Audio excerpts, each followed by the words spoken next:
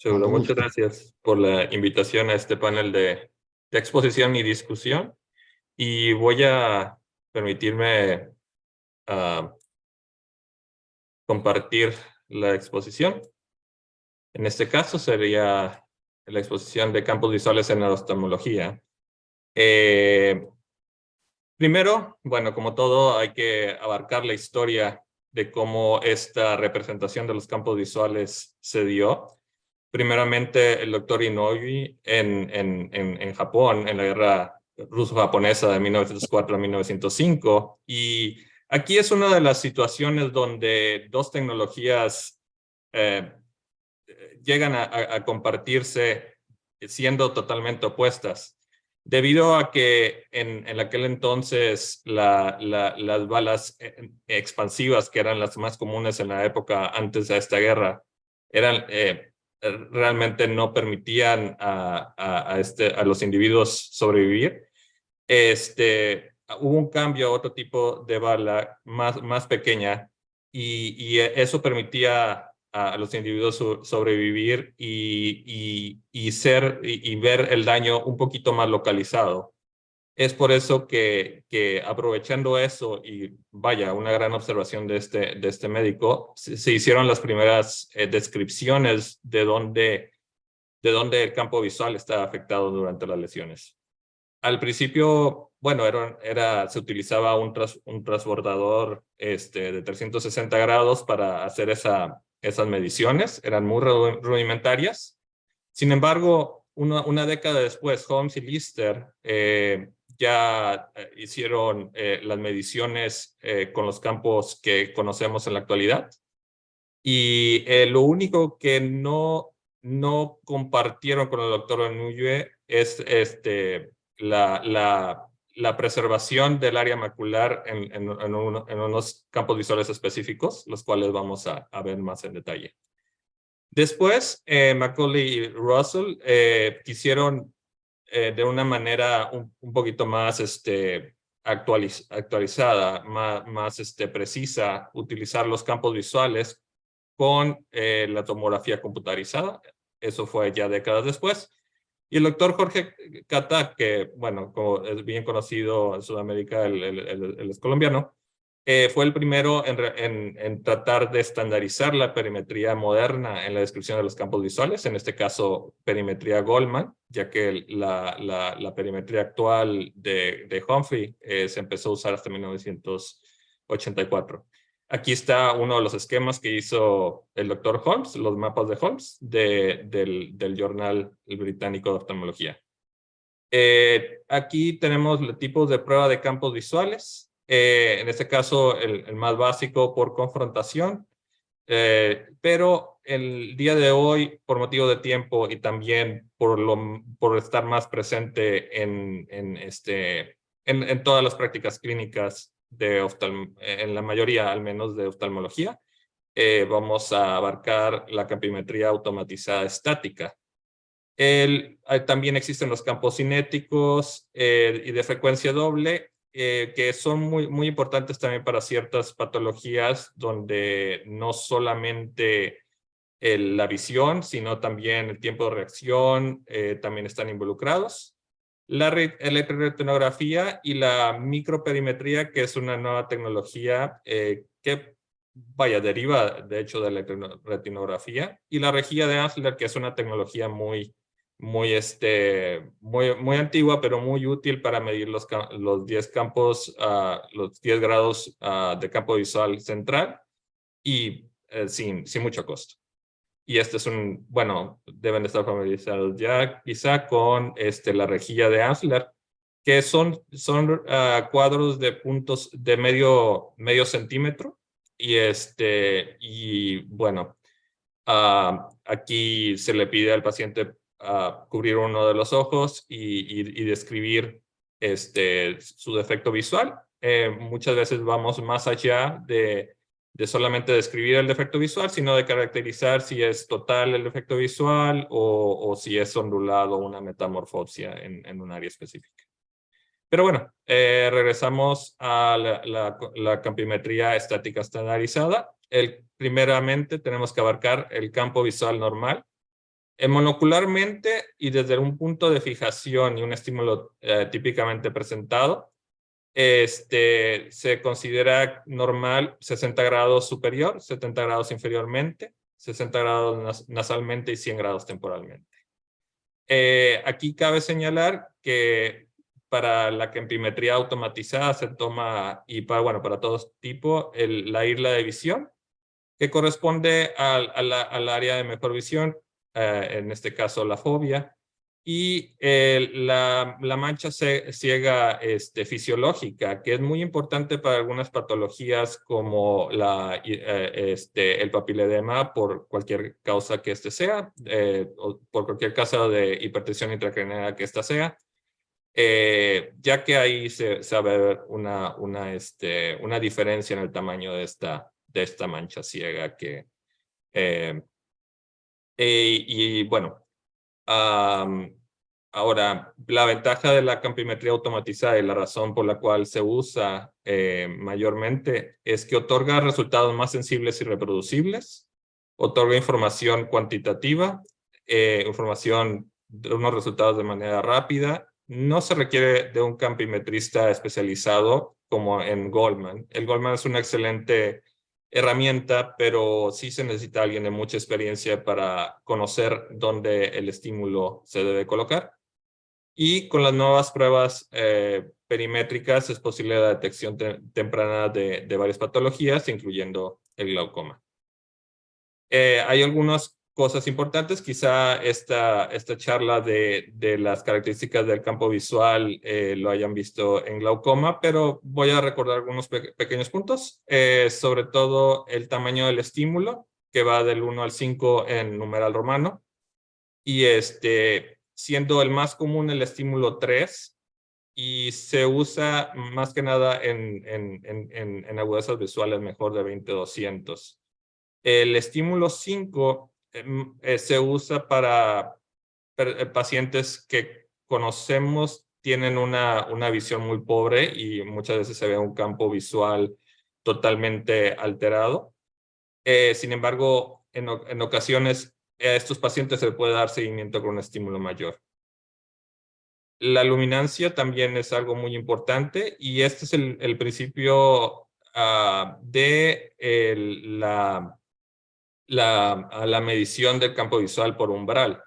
Se utiliza una magnitud de intensidad lumínica en cada uno de los 4 segmentos del campo visual y primero se presenta una luminancia la menor.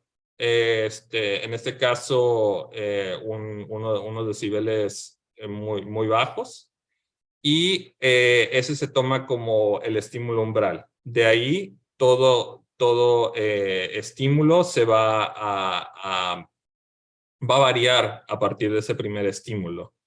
Y de ahí que se pueden hacer las comparaciones en los campos visuales y en hemicampos. Para realizar esto se utiliza un algoritmo que de hecho es relativamente reciente, de finales de los 90s, que utiliza un modelo matemático para estimar los valores. ¿Alguien sigue compartiendo la presentación? Sí, está correcto. Ok, perdón. Sí. Y bueno, se basan las respuestas a partir de ese umbral en cada campo visual. Los valores completos del umbral se considerarán el primero de cada uno, y el algoritmo se divide a su vez en estándar, que toma alrededor de 7 minutos por ojo, el fast, que toma 4 o rápido, y el faster o el más rápido por 2.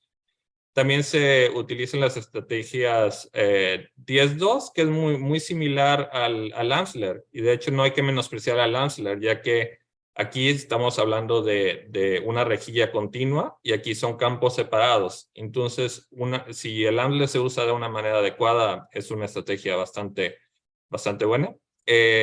Sin embargo, aquí, como pueden apreciar, el 10-2 tiene más puntos incluso que el 24-2 y el 30-2, porque se requiere tener una mejor idea del campo visual central, que muchas veces no se puede detectar adecuadamente en 24:2 o en 30:2, que abarcan más campo visual, estos estrategias, pero tienen los puntos un poco más separados uno del otro. Y bueno, aquí es la ubicación en el mapa del campo visual, el tamaño del estímulo, la estrategia, y esto es muy importante, que es la desviación en patrón, donde se toman en cuenta los resultados esperados para sujetos de la misma edad, estímulo y género. Y como van a ver más adelante, los campos visuales que vamos a tomar en cuenta son estos. Son porque son los que son relevantes para tanto la enfermedad como para la edad del paciente. Y bueno, vamos a la caracterización de las vías visuales. Este es un esquema probablemente ya conocido, pero vamos a partirlo en varias secciones. Primeramente empezamos con el nervio óptico y bueno, nos gustaría que fuera tan simple que el defecto visual causado por un daño en el nervio óptico sea solamente una mancha. Sin embargo, hay que caracterizar varios patrones. En este caso, hay un patrón mitocondrial que en enfermedades mitocondriales típicamente hereditarias o por toxicidad, el haz papilomacular es el afectado, como se ve el cursor. ¿Se mira mi cursor también? Sí se ve. Ok, perfecto. Y es un patrón muy típico de las enfermedades mitocondriales, que se va a reflejar como un escotoma central o secocentral, y vamos a ver un ejemplo de esto. También el patrón glaucomatoso, que si probablemente hayan tenido ya el módulo de glaucoma, lo típico es que la regla ISNT con daño inferior inicialmente, superior, nasal y temporal, pero no precisamente el papilomacular inicialmente. Aquí tenemos una muestra del patrón mitocondrial, que aquí es un escotoma central, secocentral. Y en glaucoma tenemos los clásicos defectos en arco, o el escalón nasal, el defecto en arco en Bjerrum. Pero al ver los campos visuales, hay que tomar en cuenta cuándo no se puede considerar glaucoma. Aquí no solamente nos vamos a limitar a los campos visuales, sin embargo, bueno, el último punto, como ven, es el patrón de pérdida de campo visual poco característico, sobre todo aquellos defectos de campo visual que respetan la línea media, son una bandera roja para algún problema neurológico. Lo demás es más de nuestra evaluación de fondo de ojo, como la relación copa y nervio óptico menor esperada considerando el grado de pérdida de campo visual, el adelgazamiento del margen del nervio óptico que no corresponde igual al grado de la pérdida de campo visual, la mayor palidez del nervio óptico que no está en relación a la relación copa-nervio óptico, y la progresión excesiva del efecto de campo visual. Otro tipo de problemas de nervio óptico podría ser la neuropatía óptica compresiva, que como se ven acá, va evolucionando, es una manera muy silente y muy lenta, como glaucoma en cierta forma, un poco más rápida, dependiendo del tipo de glaucoma también, pero puede ser igual altitudinal, y de ahí el diferenciar con causas vasculares, sobre todo si el paciente es de mayor edad. También tenemos acá las neuropatías, neuritis ópticas. Este es un buen esquema, sin embargo ya tiene sus limitaciones. Este es un esquema basado en uno del en la publicación, en el dogma central en aquel momento del ONTT, que es el estudio de tratamiento de neuritis óptica de principios de los 90. Este estudio, esta caracterización del defecto visual en neuritis óptica se hizo en 1993. En aquel entonces solo se conocía como enfermedad desmielinizante la neuritis óptica. También estaba el ADEM, pero no era bien caracterizado. Entonces, aunado a la dificultad, como ven, el patrón no es sumamente característico para neuritis óptica. Hay muchos tipos de patrones en la misma. Podemos añadir la dificultad de que ahora se han caracterizado más enfermedades desmielinizantes como la neuromielitis óptica y el MOG, que eso, más que dificultad, probablemente nos obliga a actualizar estos resultados de los patrones esperados en los campos visuales en enfermedad desmielinizante. Y bueno, también cabe señalar la correlación con la tomografía de coherencia óptica. Si tenemos un campo visual como acá, donde el defecto es inferior, aquí vemos cómo el defecto va a ser superior y se correlaciona con el campo visual. Hablaremos ahora del escotoma de la unión o de Tracker, que es típicamente de origen compresivo, ya sea un tumor pituitario o un meningioma, rara vez isquémico inflamatorio. El esquema aquí es un poco limitado, es del lado derecho, pero aquí está el nervio óptico y eso va a corresponder a las fibras del nervio óptico afectado, y ahí es donde va a estar el defecto con el escotoma central. Sin embargo, también tenemos fibras inferonasales que están cruzando y que van a ser afectadas y se van a tomar como en espejo. Siendo estas inferonasales, el defecto será superotemporal. Y ahora, la ubicación de la hipófisis también va a dictar el tipo de defecto de campo visual que vamos a encontrar. Si es una hipófisis centralmente ubicada, el quiasma va a estar directamente sobre la hipófisis y esto se va a encontrar en el 80% de los casos. Aquí esperaremos una hemianopia bitemporal con involucro del cuadrante superotemporal primero, típicamente, y después engloba todo si se deja evolucionar. El quiasma puede estar anterior a la hipófisis en 10% de los casos, y esto sería algo similar a la lesión de tracto óptico que vamos a ver más adelante, y un quiasma posterior a la hipófisis que puede dar este tipo de patrón del escotoma de la unión. Entonces, eso es muy, muy importante, y por eso una vez que se encuentre un escotoma como y en general como todos, la imagenología va a ser imperativa. Aquí tenemos ahora, si está, como lo mencionábamos, un quiasma centralmente ubicado, vamos a tener la hemianopia bitemporal. Y bueno, aquí la flecha nos indica dónde está el quiasma óptico y cómo está siendo empujado por la hipófisis.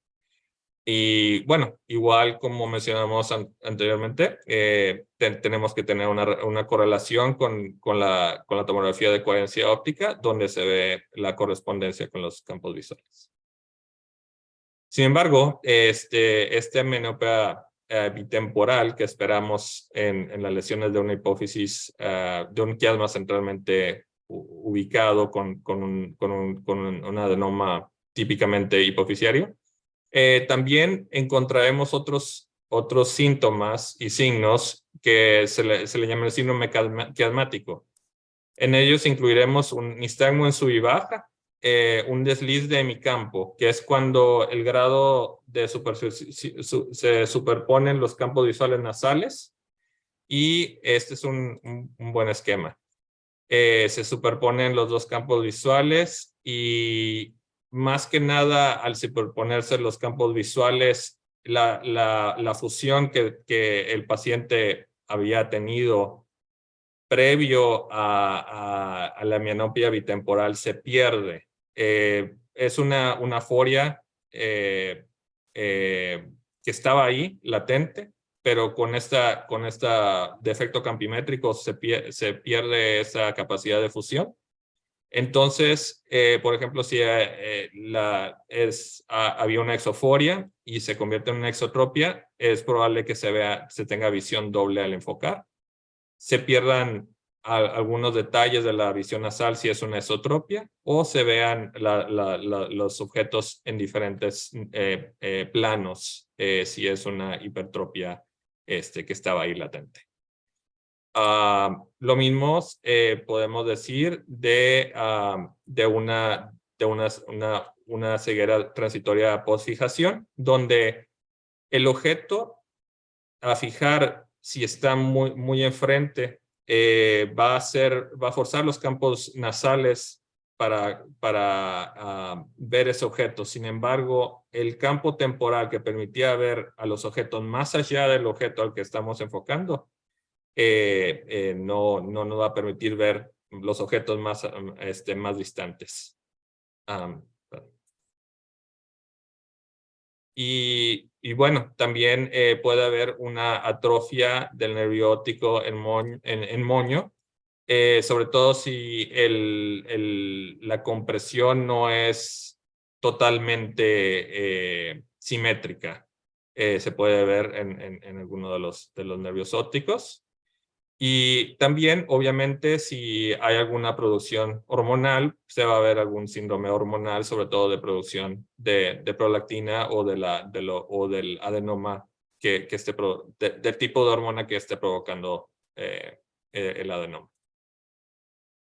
Ahora vamos a abarcar el tracto óptico. Aquí hay un concepto muy importante, primeramente, que el campo visual dañado va a ser contralateral al lado afectado.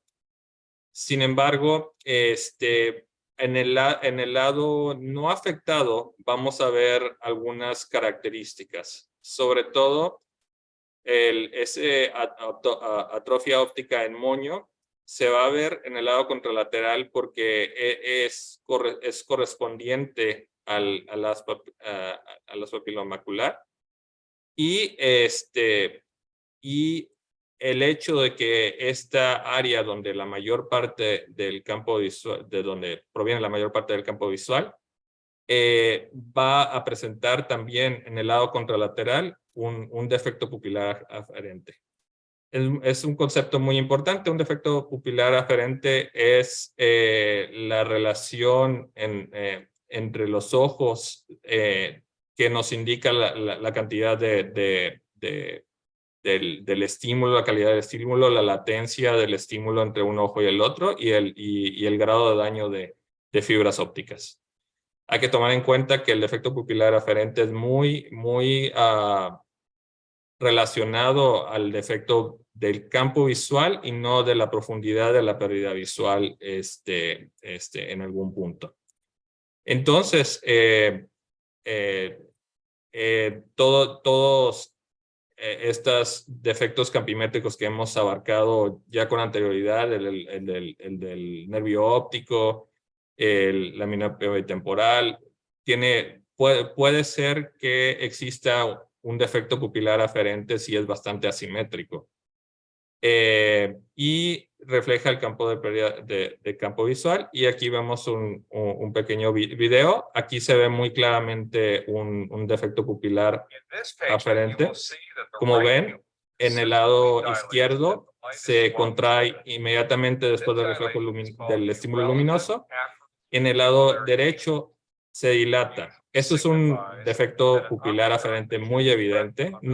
Desafortunadamente no todos van a ser así. Para esto, contamos con los filtros de neutralización de densidad. Y lo que hace estos filtros es, en el lado no afectado, se pone el filtro y se trata de como de balancear la reacción de un ojo y del otro. Por ejemplo, si se necesitó un filtro de puntos 0.3 o 0.6 para balancear, se define que el defecto fue de 0.6 y es una manera objetiva de medir este defecto pupilar aferente. Pero bueno, vamos a ahondar eso me imagino que en en alguna otra sesión. Ahora, las radiaciones ópticas, y qué bueno que nos vamos a radiaciones ópticas, porque hay que tomar en cuenta que después del núcleo geniculado lateral, aquí el defecto pupilar aferente ya no va a estar presente. Y de hecho, técnicamente es en el núcleo pretectal, pero bueno, para facilitar recordar, es aquello que está más allá del núcleo geniculado lateral, ya no va a presentar un defecto pupilar aferente. Y aquí vemos dos patrones de las radiaciones ópticas. Una cuadrantonopia superior y una cuadrantonopia inferior. A la superior es debido a una afectación del asa de Mayer, y que aquí vemos muy bien en una disección. Esta va a ser temporal y del lado contralateral que está afectado. En cambio, la inferior va a ser más parietal. Ahora, también cuando está afectado la corteza estriada del lóbulo occipital, se preserva el área macular por la doble irrigación del área macular del lóbulo occipital. Eso es lo que se había descrito a principios del siglo XX, que después se perdió, pero después se recuperó por el estudio del doctor Hoyt. La arteria cerebral posterior y la arteria cerebral media van a tener irrigación del área macular del lóbulo occipital, y solo se va a conservar el área macular si se conserva la irrigación del área de la arteria cerebral media. Es típicamente una afectación isquémica, pero sin embargo, si no se afecta el área temporal. Bueno, y el concepto de congruencia también es importante. En cuanto el campo visual sea más posterior, la congruencia significa qué tan similar va a ser el campo de un ojo y del otro. Entre más posterior sea esta lesión, digamos, relación entre un ojo y el otro se va a preservar. Sin embargo, si está incompletamente afectada el lóbulo occipital, tenemos también el síndrome de la creciente temporal occipital. Es probable que tengamos un campo visual donde se vea un pequeño defecto de campo visual superior. Y sobre todo en pacientes con más edad, creamos que la tosis tenga algo que ver con este defecto. Sin embargo, y es la importancia de repetir los campos visuales con los párpados alzados y sin alzar, porque se pueden perder algunos detalles. Aquí, por ejemplo, bueno, hoy mejor pongo este diagrama. Este campo visual Goldman, como se pueden dar cuenta, va más allá de los 30 grados del campímetro común.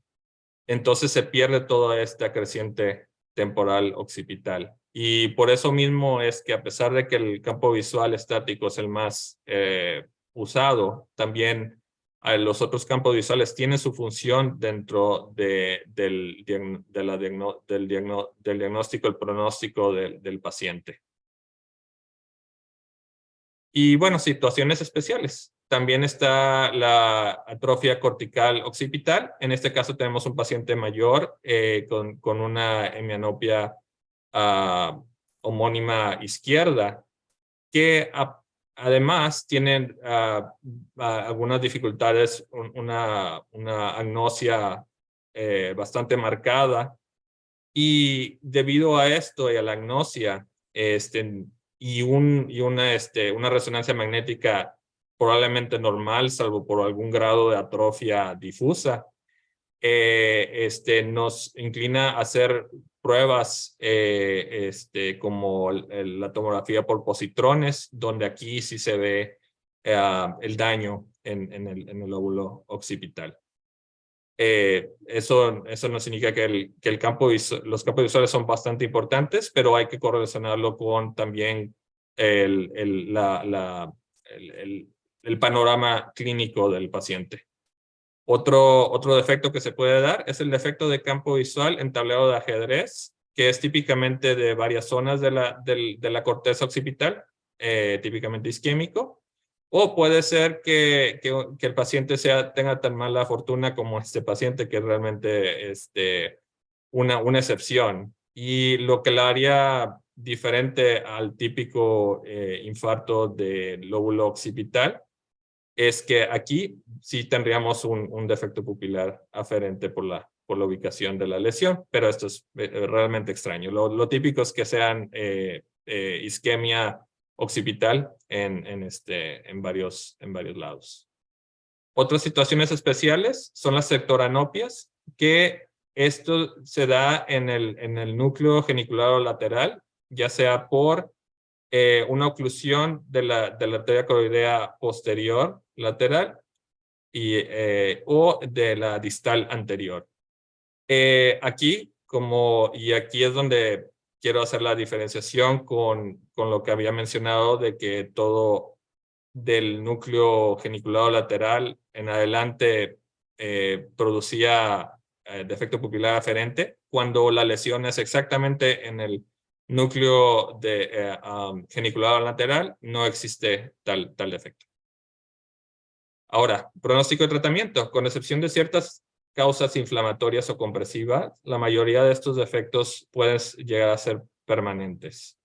Una evaluación multidisciplinaria con el departamento de baja visión siempre mejorará la calidad de vida del paciente. Y ponemos un ejemplo con estos prismas de Peli, donde lo que se hace es que la luz, para evitar ese defecto campimétrico, en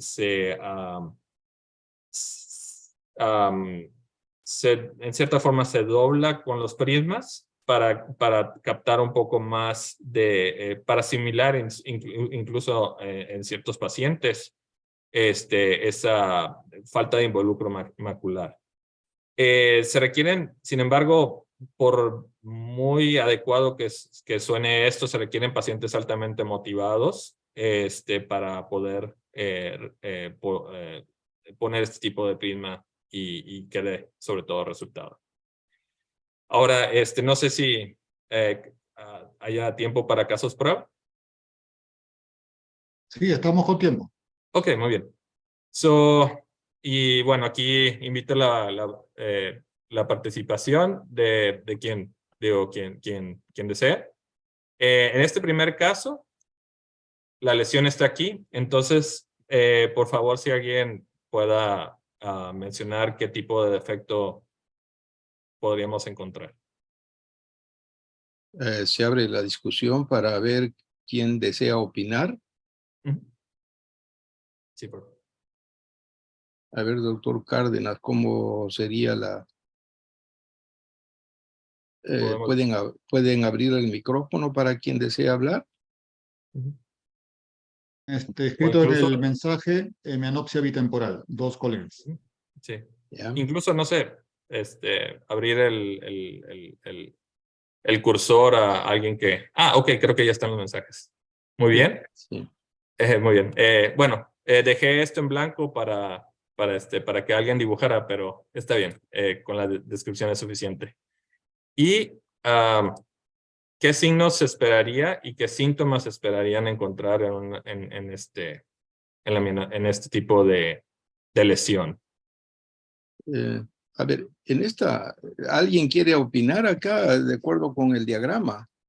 Por ejemplo, acá se ve que todo el quiasma óptico está comprometido, por tanto habría una hemianopsia bitemporal, pero además está comprometido el nervio óptico izquierdo, o izquierdo, ¿sí?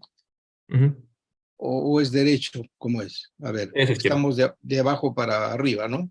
Sí, claro. Sería el ojo derecho. Derecho. El ojo derecho, entonces tendría que haber una amaurosis del ojo derecho, el síndrome,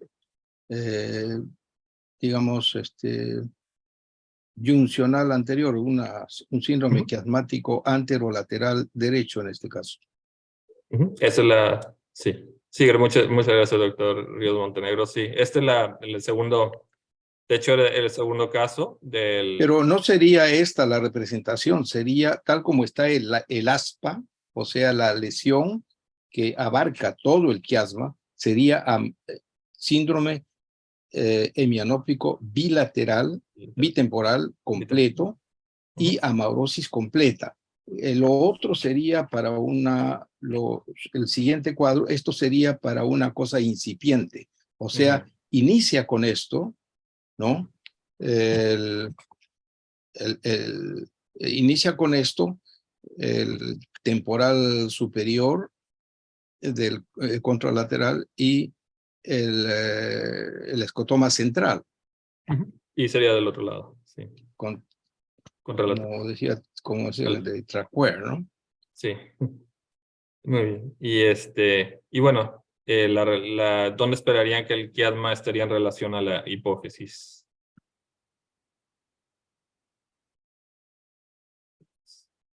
La hipófisis está abajo. En este no, caso puede pero estar... en este caso sería un quiasmo retroposicionado.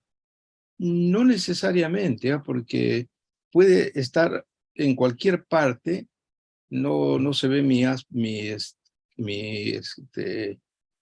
en cualquier parte del quiasma, anterior o posterior, cuando es total. En este caso es perfectamente anterior, es Sí, anterolateral, perfectamente anterior.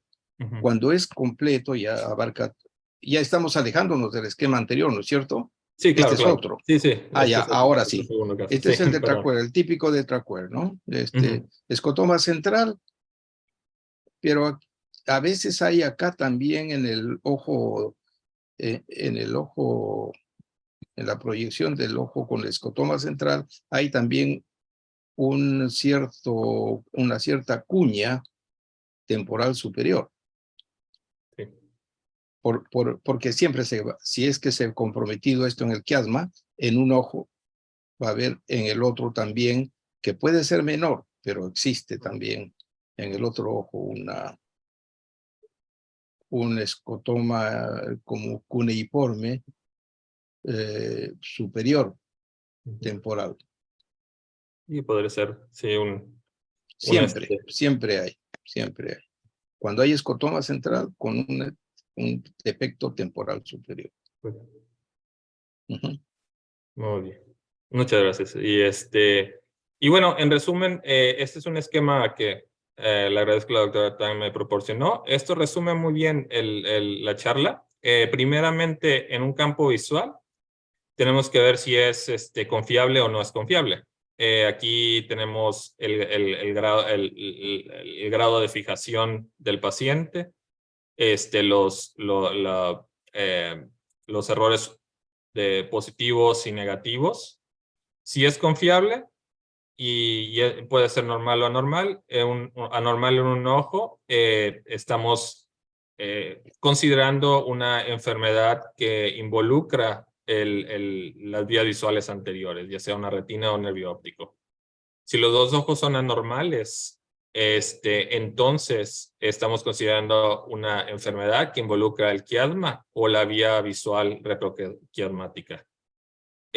Una hemianopia bitemporal, no estamos considerando una lesión quiasmática.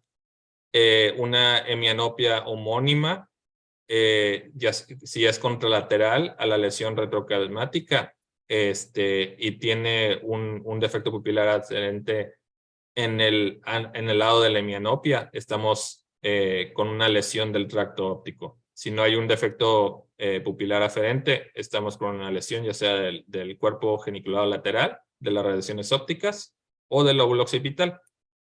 Si es incompleta la hemianopia, entre más congruente, más posterior a la lesión. Y si es completa, no hay mucho valor localizar. Aquí valdría la pena usar el estímulo un poco más fuerte para ver si existe algún patrón, porque muchas veces se pierde con un estímulo 3, que es lo que mencionamos al inicio. Y bueno, estas son mis referencias. Muchas gracias. Bueno, muchas gracias, doctor Sánchez. Se abre la discusión para ver los aportes o las preguntas de los asistentes. ¿Alguien que quiera participar en esto? Muchas gracias, doctor Sánchez. Muy buena su exposición, bastante esquematizada para poder ubicar, digamos, los posibles tipos de defectos del campo visual, ¿no?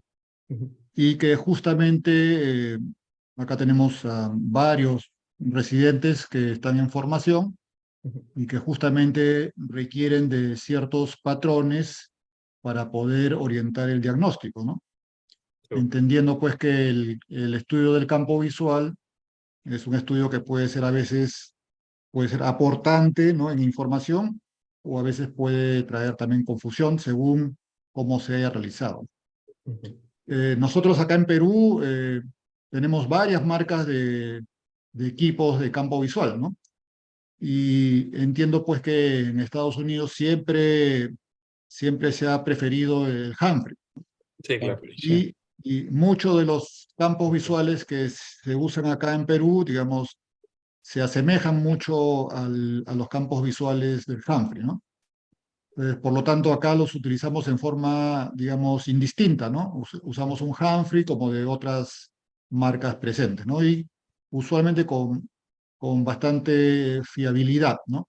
Creo que lo importante es saber orientar al que hace el examen, digamos, la correcta utilización y aún así la vigilancia, aún así sea, digamos, más fácil que un Goldman, la vigilancia en la realización del campo visual, porque muchas veces el campo visual no nos aporta información por justamente estos errores, ¿no? De que a veces tenemos pacientes muy mayores o con otros problemas neurológicos y que en la forma de hacer el campo visual no se les orienta adecuadamente y, digamos, salen defectos a veces que no nos ayudan en localizar lesiones, ¿no? Sí, qué bueno que toque ese punto. Actualmente existen campímetros de realidad virtual. Hay un nuevo algoritmo que se llama Visual, que aprovecha eso. Y de hecho, aprovecha pues esa mancha ciega del escotoma bitemporal en cierta forma, porque pone la fijación enfrente, disfrazado como un objeto, como un pez o algo así que el paciente mayor puede seguir y no requiere tener la barbilla en el cono de perímetro. Entonces es una manera más cómoda de hacer los campos visuales y hay más opciones. Ya, ese es un dato muy importante, sobre todo para centros de avanzada, donde se puede disponer de esto, pero en nuestro medio todavía estamos lejos de llegar a ese punto del examen con realidad virtual. La pregunta sería, ¿qué tanto usa usted o en su centro la confrontación para pacientes neurológicos sobre todo? Pues sobre todo para aquellos pacientes con campos visuales equívocos, lo utilizamos y en pacientes con enfermedades demielinizantes sobre todo, o sea, neuritis óptica es donde más usamos la confrontación. O aquellos pacientes que no pueden estar en el campo visual por tanto tiempo.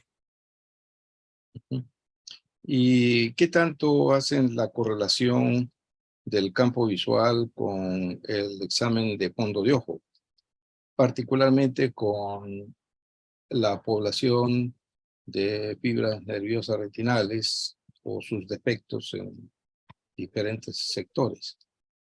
Bueno, siempre. Ahora sí que bueno, sí, parte de los protocolos de la oficina, pues de la doctora Tang, es siempre contar con una topografía de coherencia óptica. Así que, pues bueno, siempre tenemos ese gran apoyo de la tomografía con el campo visual simultáneamente. Y sí, es sustancial la facilidad de hacer un diagnóstico con eso. Sí, y el fondo de ojo también, pero vaya, realmente, al menos en el medio donde me desenvuelvo, pues sí, la tomografía prácticamente es una fotografía de fondo de ojo.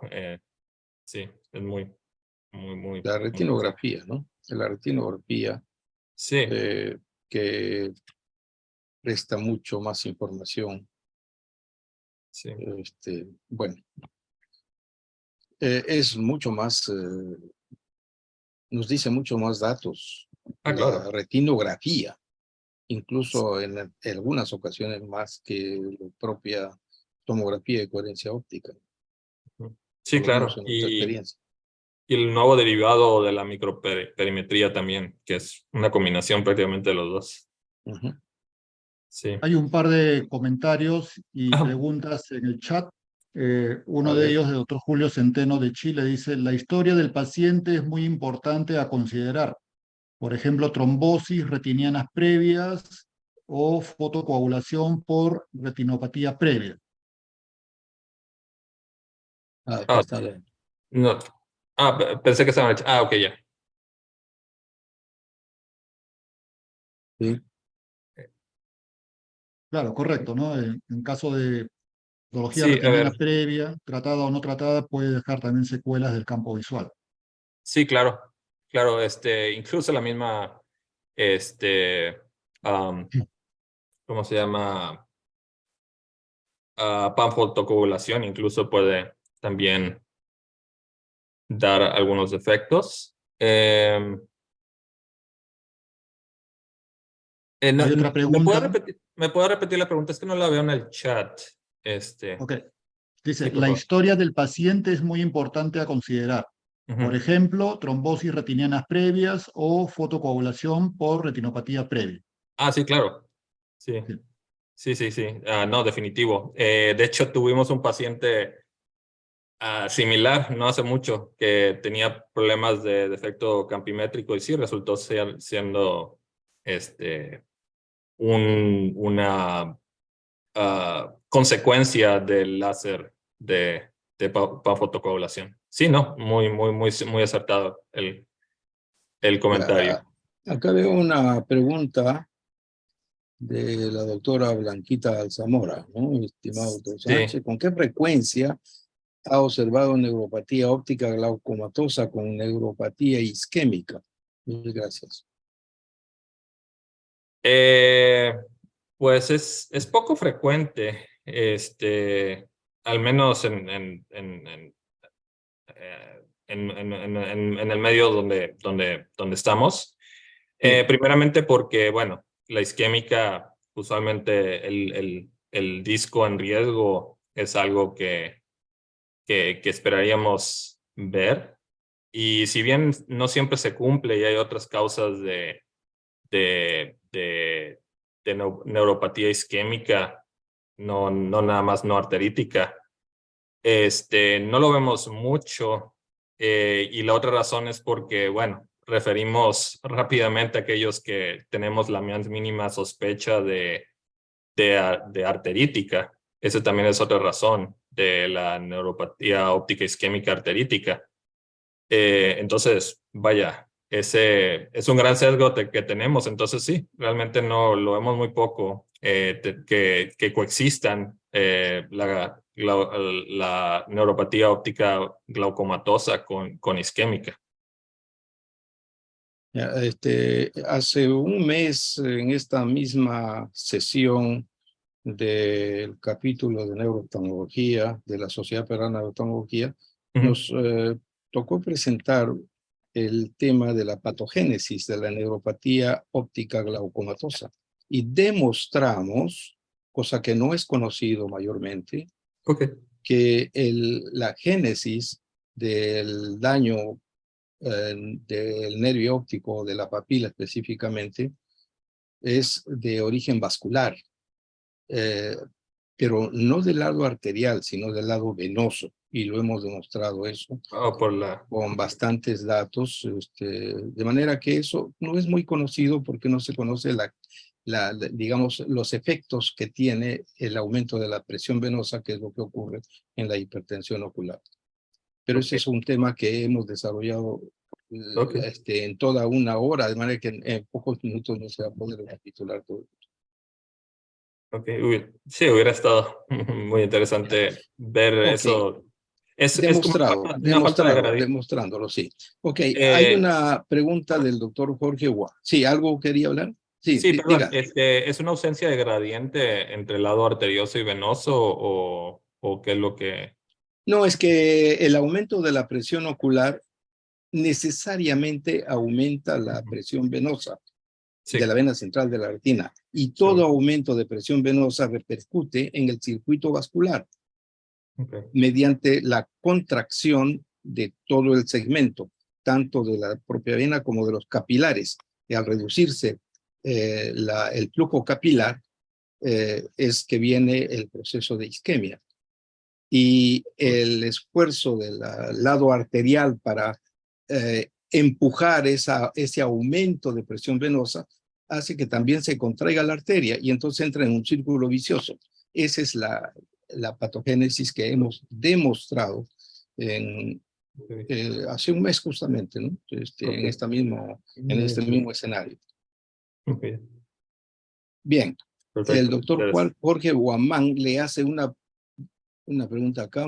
Dice, considerando que el diagnóstico se basa no completamente en patrones del campo visual, ¿hay trabajos que combinan Big Data con inteligencia artificial, con aproximación al diagnóstico para oftalmología general? Como aproximación. Sí, conozco el estudio Bonsai para edema, para papiledema, pero vaya, hay estudios, de hecho, en Emory al respecto de los patrones de campo visual y también precisamente de neuropatía óptica isquémica no arterítica. Pero vaya, la verdad no conozco los resultados, si es que existen en estos momentos, de inteligencia artificial en la revisión de los campos visuales. No veo otro mensaje, otra pregunta para el doctor Sánchez. ¿Hay alguna otra persona que quiera manifestarse? No veo... Doctor Sánchez. Sí, hace unos años se hablaba acerca de algunas formas de rehabilitación, ¿no? de defectos del campo visual, además de los prismas, digamos, ópticos, ¿no? Sí. ¿Cómo ha quedado esa? ¿Se sigue practicando? Porque acá y en algunas otras partes a veces hay mensajes o literatura que dice que, bueno, que sí se puede restaurar algunos defectos del campo visual, al igual que la ambliopía, ¿no? Con neuroestimulación basada en neuroplasticidad. ¿Cómo va ese tema por allá? Bueno, mucho es aprendizaje. Generalmente los doctores de baja visión entrenan a estos pacientes a encontrar su isla de visión y sí, es un trabajo de rehabilitación y da muy buenos resultados. Igual como lo mencionaba con los prismas Peli, se requiere de un paciente muy disciplinado para poder cumplir con las metas que se le dieron, porque es secuencial, no es como que identifica el campo, la isla de visión inmediatamente, sino se hacen ejercicios y se entrena al paciente. No es inmediato. He escuchado, participamos en un estudio de neuropatía óptica isquémica no arterítica, donde tuvimos pacientes en el estudio Quark, donde nos mencionaban que iban a Alemania a hacer una electroestimulación, pero vaya, no sabemos si realmente funciona adecuadamente o simplemente es el hecho de que la neuroestimulación le hicieron a estos pacientes descubrir su isla de visión al tener esta neuroestimulación. Pero Gracias. sí. ¿Alguna otra? No. ¿Algún otro comentario? Bueno, solamente agradecer al doctor Francisco Sánchez por su excelente presentación, que es bastante panorámica, como no puede ser de otra manera en un espacio tan corto, ¿no? Que cada uno de los segmentos tocados merecería pues toda una hora o más de discusión y de presentación. Pero en todo caso, muchas gracias, doctor Sánchez. Espero que podamos contar con usted más adelante. No, seguro. Muchas gracias por invitar y sí, me interesa. De hecho, el tópico anterior también, yo creo que hubiera merecido. Sí, y muchos saludos para la doctora Tan. No, seguro. La apreciamos mucho. ¿Eh? Yo la gracias. Saber de sus. Gracias, doctor Cárdenas, y dejo con usted para que pueda disponer sobre el cierre de la sesión. Gracias, doctor Ernesto. Muy bien, colegas. Doctor Francisco, muchas gracias una vez más. Brillante su participación, muy ilustrativa en el tiempo que tuvo. Muy buenos sus comentarios también. Muchas gracias, doctor Ernesto Ríos Montenegro. Y gracias a los colegas que han estado presentes hasta estas horas, ¿no? Algunos un poco más de esta hora peruana o de Houston, como en Uruguay, por ejemplo. Mis amigos del Panamericano de Puerto Rico. Y los esperamos para la siguiente sesión, que va a ser en el mes de agosto, ¿no? Donde abordaremos otro tema de bastante interés, y esta vez sí le compartiré a todos los colegas el nombre y la fecha de la siguiente exposición. Así que, una vez más, muchas gracias y nos vemos el próximo mes. Gracias, doctor Sánchez, doctor Ríos Montenegro. Buenas noches para todos ustedes. Gracias. Buenas noches.